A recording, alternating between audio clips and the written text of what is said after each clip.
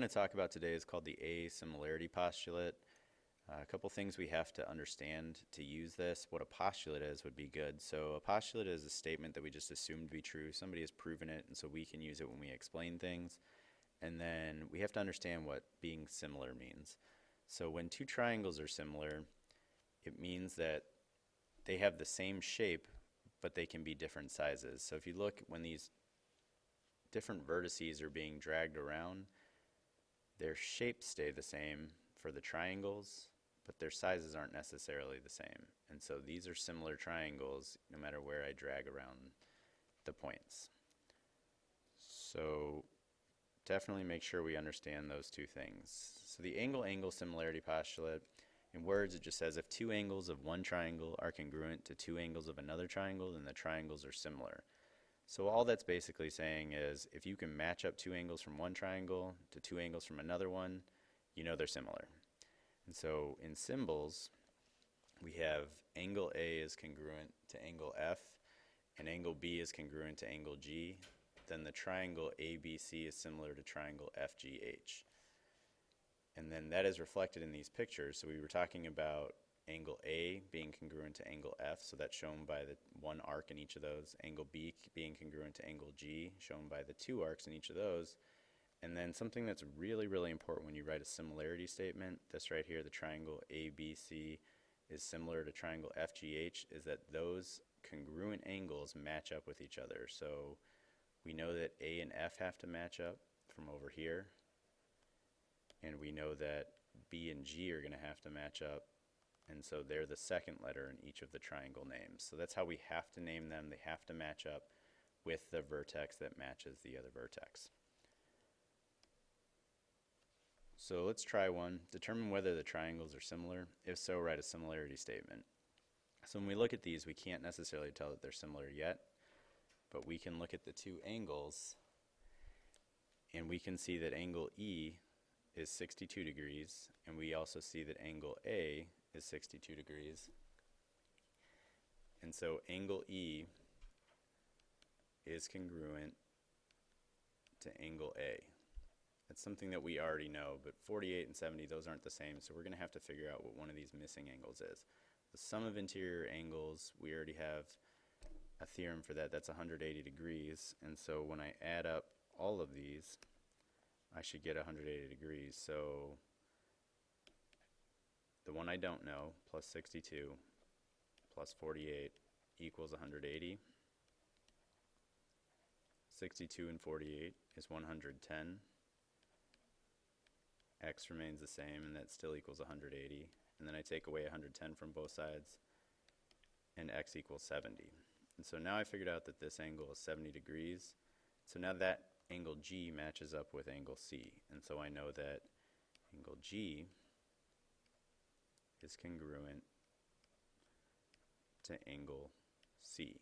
And so now I know that since it has two similar angles, or I'm sorry, two congruent angles, the two triangles are similar.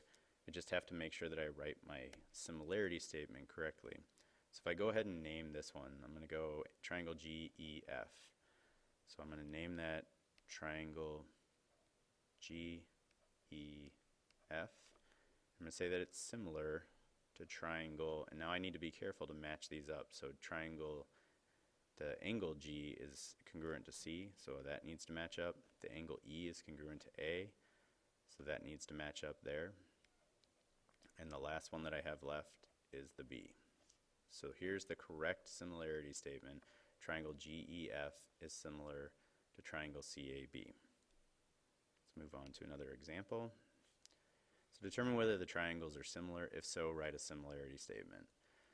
So on this one, it's pretty obvious that angle H and angle L are congruent because they say 110 degrees in both of them. So I know that it has at least one, but then I have to think about J, K, and M. Well, if we look right here, we should be identifying a certain kind of angle pair. Those two are vertical angles, and what we know about vertical angles is they measure the same. And so angle K from this triangle is going to be congruent to angle K from this triangle. So when we write that, It's going to look kind of funny, but angle K then is congruent to angle K. So to write the similarity statement out of here, we want to make sure that we're doing the matching again. So if I say triangle HKJ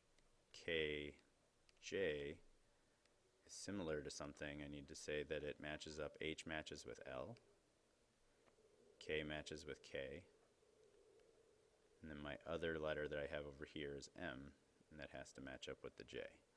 So there's my correct similarity statement again. Again, it's really, really important that you order these correctly.